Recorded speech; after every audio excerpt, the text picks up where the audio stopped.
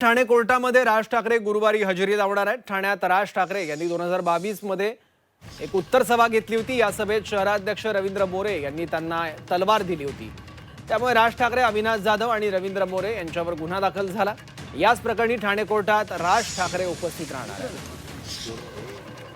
याबद्दल आणखी माहिती घेऊयात, आपले प्रतिनिधी कपिल राऊत आपल्यासोबत आहेत। कपिल, नेमकं प्रकरण काय आणि कोणकोणते गुन्हे या प्रकरणात दाखल झाले होते? नक्की 2020 रोजी एक सभा घेण्यात आली। ती उत्तर सभा होती आणि या सभेमध्ये राज ठाकरेंना जे शहर अध्यक्ष होते रवींद्र मोरे आणि अविनाश जाधव यांनी एक तलवार भेट दिली होती। त्या संदर्भात एक गुन्हा दाखल झाला होता स्थानिक पातळीवरती नगर पोलीस स्टेशनला, आणि त्या अनुषंगाने गुरुवारी या संदर्भातले केस आहे, त्या केसला स्वतः राज ठाकरे उपस्थित राहण्याची शक्यता वर्तवली जाते।